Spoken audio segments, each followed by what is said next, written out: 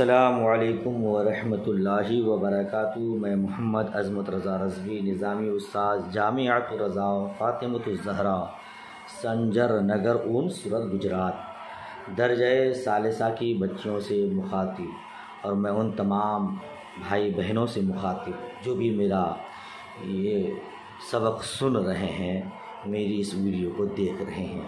اللہ پاک آپ لوگوں کو علم نافع عطا فرمائے، آپ کے صدقے مجھ گنہگار کو بھی علم نافع عطا فرمائے۔ آئیے آج کا سبق بغور سماعت فرمائیے۔ امید کرتا ہوں اس سے پہلے والا سبق آپ نے یاد کر لیا ہوگا۔ بسم اللہ الرحمن الرحیم۔ اللہ رب محمد صلی اللہ علیہ وسلم، نحن عباد محمد صلی اللہ علیہ وسلم۔ اللہم رب اشرح لی صدری ویسر لی امری واحلل عقدۃ من لسانی یفقہوا قولی۔ اللہم رب یسر ولا تعسر وتمم بالخیر۔ اللہم افتح علینا حکمتک وانشر علینا رحمتک یا ذا الجلال والاکرام۔ بسم اللہ الرحمن الرحیم۔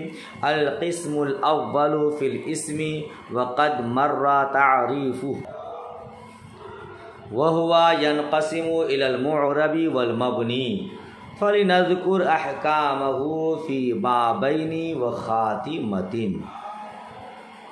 پہلے قسم اسم کے بارے میں، وَقَدْ مَرَّ تَعْرِيفُهُ، اور تحقیق کے اس کی تعریف گزر گئی، اور وہ منقسم ہے معرب اور مبنی کی طرف، تو چاہیے کہ ہم اسے بیان کریں، اس کے احکام کو بیان کریں، دو باب اور ایک خاتمہ میں۔ پہلی قسم اسم کے بارے میں ہے اور اس کی تعریف گزر گئی۔ وقد مر تعریفہ، اور اس کی تعریف گزر گئی۔ یہ ایک سوال مقدر کا جواب ہے۔ وقد مر تعریفہ ایک سوال مقدر کا جواب ہے۔ سوال کیا ہے؟ آپ کا حاشیہ نمبر 1 میں ہے لکھا وقد مرہ جواب و سوال مقدر، ایک سوال مقدر کا جواب، تقدیر سوال۔ سوال کس کو کیا ہے کہ تقسیم پس تعریف بود، تقسیم تعریف کے بعد ہوتی ہے، ورنہ تقسیم مجہول لازم آیت، ورنہ مجہول کی تقسیم لازم آئے گی، وہیں جائز نیست اور یہ جائز نہیں ہے۔ مصنف جواب داد کہ تعریف او گزشت، کہ اس کی تعریف گزر گئی۔ سمجھ میں کچھ آیا؟ یہاں تقسیم کر رہے ہیں اسم کی، تو سوال ہوتا ہے کہ اسم کی پہلے تعریف بیان کرنی چاہیے، پھر تقسیم بیان کرنی چاہیے، ورنہ مجہول شے کا حاصل کرنا لازم آئے گا۔ تو مصنف علیہ الرحمٰن نے جواب دیا وقد مر تعریفہ، تحقیق کہ اس کی تعریف گزر گئی۔ میں نے سطح لکھا وکذا بعض علاماتہ ایضاً، اور اسی طرح ان کی علامات بھی گزر گئی۔ سمجھ شریف میں بات آئی؟ تو اس کی دو قسمیں ہیں، معرب اور مبنی۔ وہ منقسم ہوتا ہے معرب اور مبنی کی طرف۔ اسم کی ایک تقسیم اعراب اور بنا کے اعتبار سے ہے، ٹھیک ہے نا؟ تو اس کی دو قسمیں ہیں، معرب اور مبنی۔ چاہیے کہ ہم ان کے احکام کو بیان کریں دو باب اور ایک خاتمہ میں۔ الباب الاول فی الاسم المعرب، پہلا باب اسم معرب کے بارے میں۔ جی دو باب میں اس کے احکام کو بیان کریں گے، اسم کے احکام کو۔ تو پہلا باب ہے اسم معرب کے بارے میں۔ معرب کو مبنی پر اس لیے مقدم کیا، جی پہلا باب معرب اسم معرب کے بارے میں، اسم معرب کو پہلے کیوں بیان کیا؟ تو کہتے اس کے کئی ایک وجوہات ہیں۔ دیکھیے حاشیہ 2 میں، تقدیم معرب بنسبت مبنی یا بہجت آ کے وجودی است، کہتے معرب کو مبنی پر اس لیے مقدم کیا، اس کی ایک وجہ یہ ہے کہ وہ وجودی ہے، یعنی حرف نفی در تعریف او نیست، یعنی معرب کی تعریف میں حرف نفی نہیں ہے، وجودی ہے، ٹھیک ہے، وجود عدم پر مقدم ہے۔ یا بجت آ کے در معرب اسم منصرف است، یا اس لیے کہ معرب میں اسم منصرف ہے، وہ اصل در اسماء انصراف میں باشد، اور اسماء میں اصل انصراف ہوتا ہے، ٹھیک ہے۔ دو وجہ ہو گئی۔ پہلی وجہ کیا بتائے؟ معرب کو مبنی پر کیوں مقدم کیا؟ محشی نے حاشیہ میں کئی ایک وجوہات بیان کیا۔ پہلی وجہ یہ کہ معرب کی تعریف وجودی ہے، اس میں حرف نفی نہیں ہے، وجود عدم پر مقدم ہے، ٹھیک ہے نا، جو جس اعتبار کو اختیار کر لے، ابھی ہم لوگ ہیں بعد میں معدوم ہوں گے، ٹھیک ہے۔ یا اس لیے کہ معرب میں اس میں منصرف ہے، ابھی آپ پڑھیں گے معرب کی دو قسمیں، منصرف غیر منصرف، تو معرب میں اس میں منصرف ہے اور اسماء میں اصل انصراف ہوتا ہے، اس لیے بھی منصرف معرب کو پہلے مقدم کیا، پہلے بیان کیا، ٹھیک ہے۔ اور تیسری وجہ بتا رہا یا بعلت آ کے معرب محل اعراب لفظی و تقدیری ہر دو مباشر، یا اس لیے کہ معرب اعراب لفظی اور تقدیری دونوں کا محل ہے، معرب میں اعراب لفظی بھی آتا ہے اور اعراب تقدیری بھی، دونوں۔ وہ مبنی فقط محل اعراب محلی، ٹھیک ہے، اور مبنی صرف اعراب محلی کا محل ہے، تو اعراب معرب میں اعراب لفظی تقدیری دونوں، اور مبنی میں صرف محل اعراب محلی، اس لیے معرب کو مبنی پر مقدم کیا گیا، تو وہ لفظی اصل از محلی، اور لفظی اصل ہے محلی سے، ٹھیک ہے، لہذا اصلی کو پہلے بیان کیا۔ بہرحال پہلا باب اس میں معرب کے بارے میں، اور اس میں ایک مقدمہ ہے، وفی مقدمۃ و ثلاثۃ مقاصد و خاتمۃ، اس میں ایک مقدمہ ہے، 3 مقاصد ہے اور ایک خاتمہ ہے، ٹھیک ہے۔ 3 مقاصد، پہلا مقصد اس میں مرفوعات کے بارے میں، دوسرا مقصد اس میں منصوبات کے بارے میں، اور تیسرا مقصد مجرورات کے بارے میں، ٹھیک ہے نا۔ چلیے اب وہ ثلاثۃ مقاصدہ، تھوڑی عبارت دیکھیے، مقاصدہ، ثلاثۃ مقاصدین ہونا چاہیے، مقاصدہ ہے، کیونکہ یہ مساجد کے وزن پر ہے، اور مساجد جمع منتہی الجموع کے سبب غیر منصرف ہے، اور غیر منصرف حالت جر میں فتح کے ساتھ ہوتا ہے نا، تو حالت اضافت میں وہ مضاف الیہ ہے، مگر غیر منصرف ہونے کی وجہ سے وہ حالت جری میں فتح کے ساتھ ہے۔ سمجھ میں بات آ گئی؟ آگے بڑھیے۔ اما المقدمۃ ففیہا فصول، رہا مقدمہ تو اس میں چند فصلیں ہیں، مقدمہ میں چند فصلیں ہیں۔ مقدمہ اما المقدمہ میں اما کے اوپر حاشیہ نمبر 3 لگایا، کیا ہے اس میں دکھا دیتا ہوں آپ کو۔ اما المقدمہ سابق گزشت مقدمہ علم و این مقدمہ کتاب است، و فرق میان ہر دو آ کے چیزیں کے شروع علم بر وجہ بصیرت برو موقوف باشد مقدمہ علم است، چنانکہ سابق ذکر یافت، وآنچے بر مقصود مقدم باشد مقدمہ کتاب است، وآ دری مقام است۔ کیا مطلب؟ آپ نے شروع کتاب میں ایک مقدمہ پڑھا ہے، اما المقدمۃ ففی المبادئ التی یجب تقدیمها، آپ پڑھ چکے شروع کتاب میں دوسری صفحہ میں۔ اعتراض یہ ہوتا ہے کہ ایک مقدمہ تو شروع کتاب میں پڑھ چکے ہیں، پھر یہ کون سا مقدمہ ہے، اس کو پھر یہاں کیوں بیان کر رہے ہیں؟ تو اسی کو آپ کے حاشیہ میں بتایا، جس کو میں خلاصہ کر دیتا ہوں۔ اس کا یہ ہے کہ مقدمہ 2 ہے، ایک مقدمۃ العلم اور ایک مقدمۃ الکتاب۔ اب مقدمۃ العلم کسے کہیں گے، مقدمۃ الکتاب کسے کہیں گے؟ تو کہتے ہیں حاشیہ میں فرق میان ہر دعا کے شروع چیزیں کے شروع علم بر وجہ بصیرت برو موقوف باشد مقدمہ علم است۔ کیا مطلب؟ یعنی کسی علم کے شروع کرنے سے پہلے مقدمہ بیان کیا جاتا ہے بصیرت حاصل کرنے کے لیے، اس میں علم کا شروع کرنا موقوف ہوتا ہے۔ جی شروع کتاب میں جو مقدمہ بیان ہوا وہ مقدمۃ العلم ہے، اور یہ مقدمۃ الکتاب ہے۔ مقدمۃ العلم اور مقدمۃ الکتاب میں فرق کیا ہے؟ مقدمۃ العلم شروع کتاب میں بیان کی جاتی ہے کہ علم کا شروع کرنا اس پر موقوف ہوتا ہے بصیرت حاصل کرنے کے لیے، پختہ علم حاصل کرنے کے لیے اس کو شروع کتاب میں بیان کیا جاتا ہے، تو وہ مقدمۃ العلم ہے۔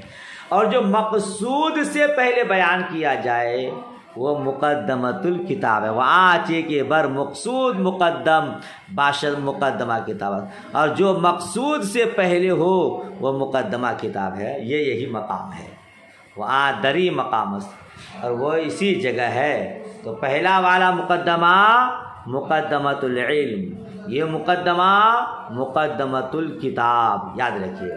ففیہا فصول، اس میں چند فصلیں ہیں، بین السطور نیچے لکھا اے اربعۃ، یعنی 4 فصلیں ہیں۔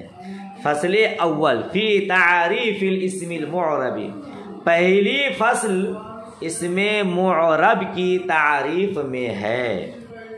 پہلی قسم اسم معرب کی تعریف میں پہلی بتا دیا کہ اسم معرب اس میں مبنی پر مقدم ہے، کیونکہ اس میں اعراب لفظی اعراب تقدیری دونوں آتا ہے۔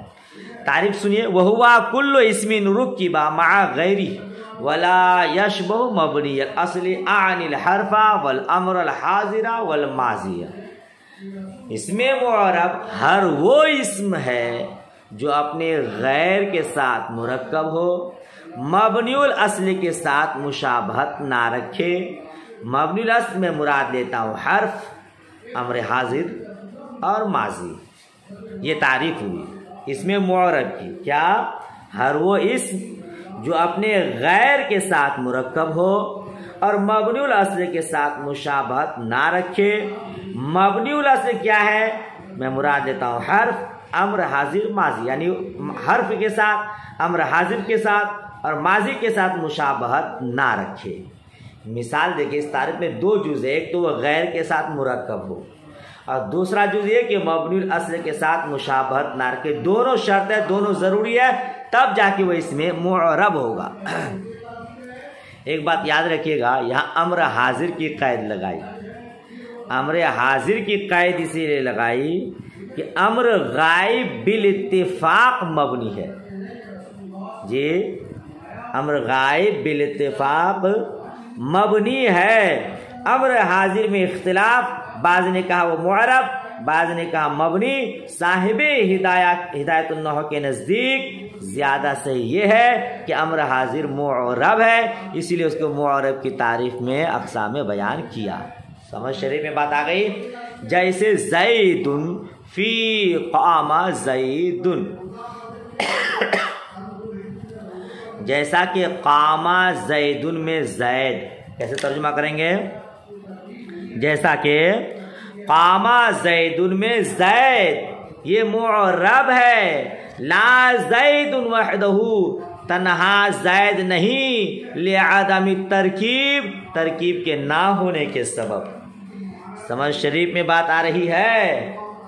قام زید میں جو زید ہے وہ معرب ہے جی، اور صرف زید وہ معرب نہیں، مبنی ہے۔ زید، بکر، خالد، تنہا اسما کو بیان کریں آپ تو یہ مبنی ہے، اس کو دوسرے کلمہ کے ساتھ مرکب بیان کریں تب جا کے وہ معرب ہوگا۔ تو قام زید میں قام فعل، زید فاعل، یہ زید جو معرب ہے یہ ایک فعل کے ساتھ مرکب ہے، اپنے غیر کے ساتھ مرکب ہے، اور یہ زید مبنی الاصل کے ساتھ مشابہت بھی نہیں رکھتا ہے۔ حرف، امر حاضر اور ماضی سے اس کو کوئی مشابہت نہیں ہے، لہذا قام زید میں جو زید ہے وہ معرب ہے، اور تنہا زید معرب نہیں۔ کیوں؟ کیونکہ معرب کی تعریف میں آپ نے پڑھا ہر وہ اسم جو اپنے غیر کے ساتھ مرکب ہو، تنہا زید اپنے غیر کے ساتھ مرکب نہیں، لہذا وہ معرب نہیں۔ ٹھیک ہے؟ ولا ہاؤلائی فی قام ہاؤلائی، قام ہاؤلائی میں ہاؤلائی معرب نہیں ہے۔ ترجمہ کس طرح کریں گے؟ قام ہاؤلائی میں ہاؤلائی معرب نہیں ہے، کیوں؟ لوجود الشبہ، کیونکہ وہ حرف سے مشابہت رکھتا ہے، لوجود الشبہ، مشابہت کے پائے جانے کے سبب، ایسا بھی ترجمہ کیجیے، کیونکہ اس کو حرف سے مشابہت ہے۔ جی قامہ ہاؤلائے میں دیکھیے، قامہ ہاؤلائے، ہاؤلائے اپنے غیر کے ساتھ مرکب ہے، مگر مرکب کی تعریف میں دوسرا جز یہ تھا کہ مبنی الاصل کے ساتھ مشابہت نہ رکھے، تو قامہ ہاؤلائے میں ہاؤلائے اگرچہ غیر کے ساتھ مرکب ہے، مگر دوسری شرط اس میں مفقود ہے کہ وہ غیر کے ساتھ یعنی مبنی الاصل کے ساتھ مشابہت رکھتا ہے، لوجود الشبہ، لوجود الشبہ، مشابہت کے پائے جانے کے سبب، مشابہت کے پائے جانے کے سبب۔ اس میں مشابہت کیا ہے؟ حاشیہ 7 دیکھیے آپ، اے بے سبب یافتن مشابہت بحرف دری کے محتاج بجانب قرینہ کے راجع ابہام بوزم باشد۔ جی وہاں یا اشارہ باشد اصل یا وصف، سنیے اس کو آپ، ہاؤلائی یہ اس میں اشارہ ہے نا، یہ حرف کے ساتھ مشابہت رکھتا ہے، جیسے حرف اپنا معنی بتانے میں غیر کا محتاج ہے، ویسی ہاؤلائے اپنا معنی بتانے میں مشار الیہ کا محتاج ہے، تو احتیاج میں ہاؤلائے حرف کے مشابہ ہے۔ سمجھ میں بات آ رہی ہے؟ حرف بھی محتاج اپنا معنی بتانے میں، ہاؤلائے اس میں اشارہ یہ بھی قرینے کا اور مشار الیہ کا محتاج، تو دونوں میں احتیاج کا معنی ہے، اس احتیاج اور محتاج ہونے میں دونوں ایک دوسرے کے مشابہ ہے، لہذا ہاؤلائے مبنی ہوگا، معرب نہیں۔ وَيُسَمَّى مُتَمَكِّنًا، اور معرب کا نام اس میں متمکن رکھا جاتا ہے۔ جی معرب کو اس میں متمکن بھی کہا جاتا ہے۔ متمکن کیوں کہا جاتا ہے؟ بین سطروں کو لکھا لے تمکنہ الاعراب، یعنی متمکن اس میں فاعل ہے، جگہ دینے والا، ٹھیک ہے، اور اس میں متمکن کہتے ہیں جو تینوں اعراب کو جگہ دے، تو چونکہ معرب تینوں اعراب کی جگہ ہے، وہ تینوں اعراب کو جگہ دیتا ہے، اس میں تینوں حرکات آتی ہے تنوین کے ساتھ، اسی لیے اس کو اس میں متمکن بھی کہا جاتا ہے۔ لہذا جو تعریف آپ نے اس میں معرب کی پڑھی، وہی تعریف اس میں متمکن کی ہے۔ کوئی آپ سے پوچھے اس میں متمکن کسے کہتے ہیں، تو آپ کہیے گا وہ ہوا کل اسم رکب مع غیرہ ولا یشبہ مبنی الاصل، یعنی ہر وہ اسم جو اپنے غیر کے ساتھ مرکب ہو اور مبنی الاصل کے ساتھ مشابہت نہ رکھے۔ آئیے سمجھ شریف میں، امید کرتا ہوں آ گئی ہوگی، آگے پڑھیے۔ فصل ثانی، دوسری فصل، تعریف ہو گئی اس میں معرب کی، اب اس میں معرب کا حکم جانیے۔ حکمہ ان یختلف آخرہ باختلاف العوامل اختلافا لفظیا نحو جاءنی زید ورأیت زیدا ومررت بزید، او تقدیریا نحو جاءنی موسیٰ ورأیت موسیٰ ومررت بموسیٰ۔ اس میں معرب کا حکم یہ کہ اس کا آخر عوامل کے اختلاف سے مختلف ہوتا ہے۔ جی اس میں معرب کا اعراب بعض لوگ یہی تعریف بیان کر دیتے ہیں، اس میں معرب کس کا کہتے ہیں؟ جس کا آخر عوامل کے اختلاف سے مختلف ہو۔ نہ ہی محترمہ، تعریف وہ ہوئی جو پہلے پڑھے آپ، یہ حکم ہے۔ اس میں معرب کا حکم جس کا آخر عوامل کے اختلاف سے مختلف ہو، یعنی عامل بدل جائے تو اس کا آخری اعراب بھی بدل جائے۔ سمجھ رہے ہیں؟ عوامل کے اختلاف سے یعنی عوامل کے بدلنے سے، عامل کے بدلنے سے اعراب بھی بدل جائے، ٹھیک ہے۔ اب اس کی دو صورت ہے، یہ ایک اختلاف لفظی ہے اور ایک اختلاف تقدیری ہے۔ یہاں اتنا ہی بتایا، میں آپ کو تھوڑی اس کی وضاحت بتاتا ہوں، دیکھیے گا۔ پہلے اختلاف کی دو صورتیں، اختلاف ذاتی اور اختلاف صفتی۔ ذات کے اعتبار سے بدلے یا صفت کے اعتبار سے بدلے. ٹھیک ہے، ذاتن صفتن. پھر ذاتن صفتن کی دو صورت، ذاتن بھی دو صورت کہ لفظی ہو اور دوسرا کیا ہو، تقدیری ہو. پھر صفتن کی بھی دو صورت کہ لفظی ہو یا تقدیری ہو. ٹھیک ہے. اختلاف ذاتن ہو اور وہ لفظن ہو، یعنی لفظ ہی بدل جائے. نہیں سمجھے؟ ذاتن تبدیل سے مراد یہ ہے کہ ایک حرف دوسرے حرف سے بدل جائے. لفظن جیسے جاءنی ابوکا، رأیت اباکا، مررت بابیکا. دیکھیں جاءنی ابوکا حالت رفعی میں فاعلیت میں ہے، واو تھا، وہ واو مفعولیت میں، حالت نصبی میں الف سے بدل گیا، حالت جری میں یا سے بدل گیا. تو گویا ایک حرف حقیقتاً دوسرے حرف سے بدل گیا. یہ اختلاف ذاتی لفظی ہے، سمجھ رہے ہیں آپ. اور ایک اختلاف ذاتی تقدیری. اس کا کیا معنی؟ یعنی ایک حرف دوسرے حرف سے لفظ میں نہ بدلے، اس کو بدل جانے کا حکم دے دیا گیا ہو. جیسے مثال سمجھیے آپ، جاءنی مسلمون، رأیت مسلمین، مررت بمسلمین. آپ دیکھیے کہ حالت نصبی و جری میں یا ما قبل مکسور ہے، جی یا ما قبل مکسور ہے. تو یہاں حرف تو نہیں بدلا ہے، لیکن حکم یہ دے دیا گیا ہے کہ بدل گیا، کہ حالت رفع میں واو تھا، حالت نصبی جری میں یا آ گیا. سمجھ شریف میں بات آئی. اب کتاب میں دیکھیے، یہ جو کتاب میں بیان کیا گیا ہے یہ صفتن ہے. ٹھیک، معرب کا آخر عوامل کے اختلاف سے مختلف ہو تو کبھی حرف بدل جاتا ہے ذاتن صفتن، اور کبھی صفتن بدلتا ہے. تو پہلے دو جو میں بیان کیا وہ ذات کے اعتبار سے تھا، اور صفت کے اعتبار سے جیسے جاءنی زید، رأیت زیدن، مررت بزید، کہ ایک حرف دوسرے حرف سے بدلا نہیں ہے، نہ بدلنے کا حکم دیا گیا ہے، بلکہ حرکت بدل گئی ہے. جی کیا ہوا ہے؟ حرکت بدل گئی ہے. جب ایک حرکت دوسری حرکت سے بدل جائے تو اس کو اختلاف صفتی لفظی کہتے ہیں. ٹھیک ہے نا. زیدن تھا، تنوین رفع کی تھی، وہ زیدن ہو گیا، حالت جری میں زیدن ہو گیا.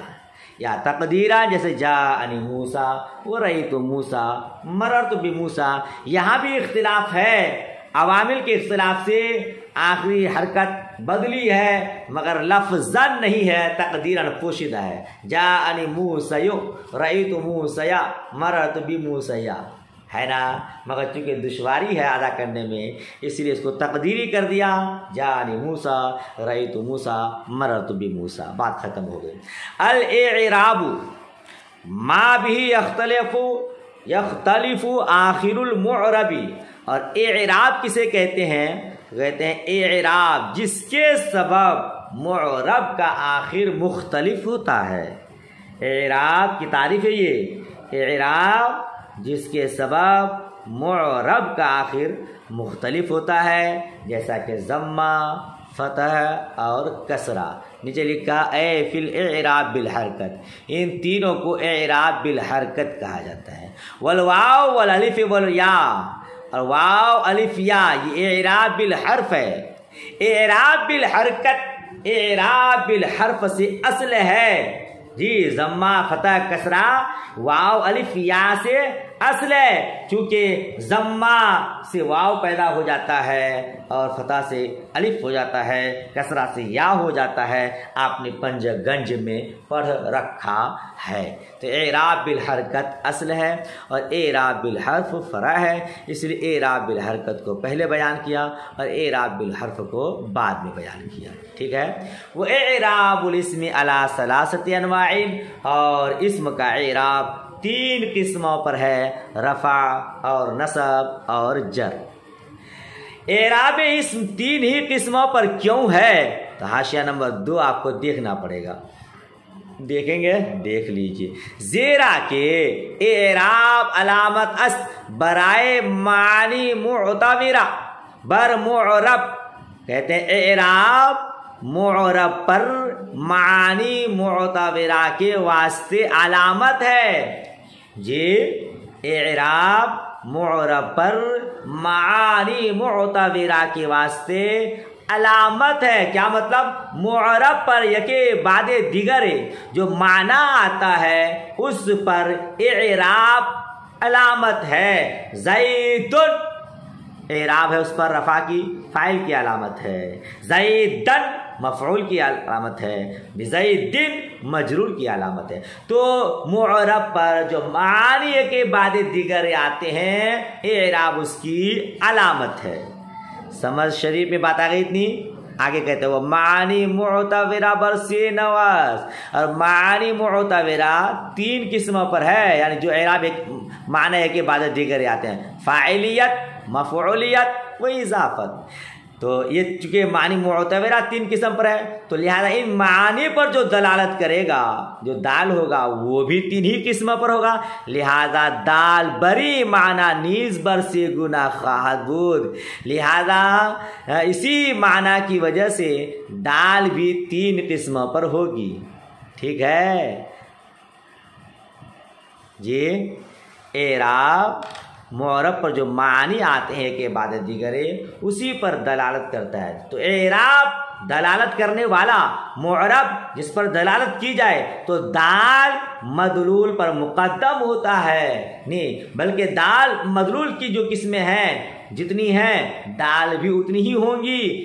معرب فاعلیت، مفعولیت، اضافت 3 قسموں پر ہے، لہذا جو اعراب اس پر دلالت کرتا ہے فاعلیت، مفعولیت اور اضافیت پر وہ بھی 3 ہی ہوں گے۔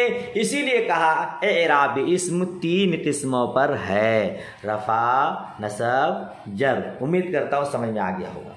آگے پڑھیے، والعامل ما به رفع او نصب او جر، اور عامل جس کے سبب رفع یا نصب یا جر ہوتا ہے نا، عامل ہی کے سبب سے رفع اور نصب اور جر ہوتا ہے۔ رفع نصب جر میں رفع کو کیوں مقدم کیا؟ حاشیہ 3 دیا، جو اہم ہے اس کو حاشیہ میں بیان کیا، اس کی طرف نشاندہی کر دیتا ہوں، جو اہم نہیں اس کو رہنے دیجیے۔ بجہت بلند شدن لب زیری وقت تلفظ، یا بسبب بلند بودن مرتبہ او از مراتب ہر دو۔ جی رفع کو رفع کیوں کہتے ہیں اس کی وجہ تسمیہ بیان کرتے ہیں۔ رفع کا معنی بلند، چونکہ رفع کی ادائیگی میں نیچے کا ہونٹ اوپر چلا جاتا ہے۔ آپ ادا کیجئے، زیدن پڑھیے آپ، حمزہ پیش او، نیچے کا ہونٹ اوپر جاتا ہے رفع کی ادائیگی میں، تو رفع کا معنی بلند، اور چونکہ اس کی ادائیگی میں ہونٹ نیچے کا ہونٹ اوپر جاتا ہے اس لیے اس کو رفع کہا جاتا ہے۔ ٹھیک ہے، یا 2 وجہ بتایا، ایک تو یہ وجہ بتایا، دوسری وجہ ہے کہ بلند بودن مرتبہ او از مراتب ہر دو، یا اسی لیے کہ رفع کا مرتبہ نصب اور جر سے بلند ہے، چونکہ رفع فاعلیت کی علامت ہے، فاعل بلند ہوتا ہے تو رفع بھی بلند۔ سمجھ شریف میں بات آئی جی۔ اور نصب بعلت انتصاب ہر دو لب برحال خود و وقت تلفظ، اور نصب کو نصب کیوں کہتے ہیں؟ چونکہ اس کے ادائیگی کے وقت ہونٹ اپنی جگہ پہ رہتا ہے، تو نصب رہتا ہے گویا کہ ایک ہی جگہ۔ جی جیسے زمین کو پر پہاڑ کو نصب کیا مطلب رکا دیا، تو نصب کی ادائیگی میں دونوں ہونٹ ایک ہی جگہ رہتا ہے اپنی حالت میں، اس لیے اس کو نصب کہا جاتا ہے، ایک وجہ ہے۔ دوسری وجہ یہی کہ نصب می دہد فضلہ را در کلام باشد، نصب نام شدہ، یا اس لیے کہ یہ نصب فضلہ کی علامت، آپ جانتے ہیں نا کہ مفعول فضلہ ہوتا ہے، زیادہ ہوتا ہے، تو اسی پر دلالت کرتا ہے، اس لیے اس کا نام نصب ہے۔ وہ جر بھائی کہ عامل او فعلا بسوے اسم می کشت، جی اور جر کو جر کیوں کہتے ہیں کہ بھائی کہ عامل او کہ اس کا عامل فعل کو اسم کی طرف کھینچتا ہے۔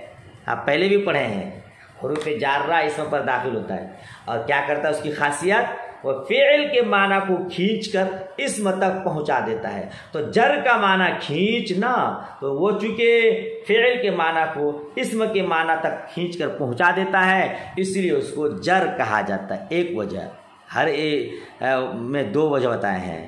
نمبر 2 یا لب زیرین وقت، لب زیرین وقت تلفظ جانب زیری کشیدہ می شود. جی، یا اس لیے کہ جر کے تلفظ کے وقت نیچے کا ہونٹ اور نیچے چلا جاتا ہے. جی، زیدن آپ ادا کر کے دیکھیے، زیدن حمزہ زیر ای با زیر بی، یہ جر کے ادائیگی کے وقت لفظ ہونٹ جو ہے نیچے کو چلا جاتا ہے، نیچے کی طرف کھینچتا ہے، اسی لیے اس کا نام جر ہے. جر کا معنی کھینچنا. سمجھ شریف میں بات آئی؟ ہو سکے تو اسے یاد کر لیجئے گا، ضروری نہیں ہے آپ کے فائدہ کے لیے بیان کیا، یاد کریں گے تو انشاءاللہ فائدہ ہی ہوگا. وَمَحَلُّ الْإِعْرَابِ مِنَ الْإِسْمِ هُوَ الْحَرْفُ الْأَخِيرُ، اور اسم کا محل اعراب وہ آخری حرف ہے. جی، اعراب کی جگہ کیا ہے؟ اسم کا آخری حرف ہے، کیونکہ نحوی حضرات آخری حرف سے بحث کرتے ہیں، لہذا اعراب بھی کہاں آئے گا؟ اسم کے آخری لفظ میں. ٹھیک ہے نا؟ نہ حرف اول وہ بس کہتے ہیں، نہ بیچ والا نہ شروع والا. سمجھ شریف بات آئی؟ مثال الکلی، ہر ایک کی مثال. آپ جب بھی دیکھیں کہ معرب کا آخر مختلف ہوا کہ نہیں ہے تو بیچ والا لفظ نہیں دیکھیے گا کہ وہاں کچھ بدل گیا ہے، آخری والے حرف میں جو اعراب ہے وہ بدلا ہے کہ نہیں، یہ آپ کو دھیان میں رکھنا ہے. جی، تب جا کے وہ معرب کہلائے گا. ٹھیک ہے؟ اچھا، تو محل اعراب مثال الکلی، ہر ایک کی مثال، یعنی اعراب، عامل، معرب، محل اعراب، ہر ایک کی مثال دے رہے ہیں مصنف رحمہ. جیسے قام زیدن فقام عامل، قام زیدن میں قام عامل ہے اور زید معرب، و ضمت اعراب اور ضمہ اعراب، و دال محل الاعراب اور دال محل اعراب. سب کی مثالیں یہیں پہ ہو گئی قامہ زیدن میں. ٹھیک ہے نا؟ قامہ عامل ہے، زید معرب ہے، ضمہ اعراب ہے، دال محل اعراب ہے. سمجھ شریف میں بات آ گئی؟ جی چلیے یاد کر لیجیے گا. آگے دیکھیے، وَاعْلَمْ أَنَّهُ لَا يُعْرَبُ فِي كَلَامِ الْعَرَبِ إِلَّا الْإِسْمُ الْمُتَمَكِّنُ. وَاعْلَمْ وہاں لایا جاتا ہے جہاں کوئی خاص بات بیان کی جاتی ہے تو متوجہ کرنے کے لیے وَاعْلَمْ کا صیغہ، اعلم کا صیغہ استعمال کیا جاتا ہے. فارسی میں بدا کا لفظ استعمال کیا جاتا ہے. محترماؤ، اس کا مطلب کہ کچھ اہم باتیں یہاں بیان کی جانے والی ہے، اس لیے وہاں اعلم لایا گیا ہے. وَاعْلَمْ جان لیجئے، خالی آپ کانوں سے نہیں بلکہ دل کے کانوں سے اس کو سنیے اور دل میں اس کو بسائیے اور جگہ دیجیے. انہ لا یعرب فی کلام العرب، جانیے کہ کلام عرب میں معرب نہیں ہوتا ہے مگر اس میں متمکن اور فعل مضارع یہ دونوں ہوتے ہیں. وَسَيَجِيُ حُكْمُ فِي الْقِسْمِ الثَّانِي إِنْ شَاءَ اللَّهُ تَعَالَى. اور ان قریب، جی سین صفا فعل مضارع پہ داخل ہوتا ہے، قریب کا معنی میں دیتا ہے. ان قریب اس کا حکم دوسری قسم میں آئے گا اگر اللہ تعالیٰ نے چاہا. تو انشاءاللہ وہیں بیان کریں گے. دوسری قسم سے مراد بحث فعل میں، اللہ کرے آپ زیادہ پڑھیں ہم پڑھائیں تو بحث فعل بھی پڑھ لیں اور وہاں ان سب چیزوں کو بھی جانیں گے. اللہ پاک سب کے لیے آسان فرمائے، علم نافع عطا فرمائے. دعائے خیر میں یاد. اللہ حافظ، خدا حافظ.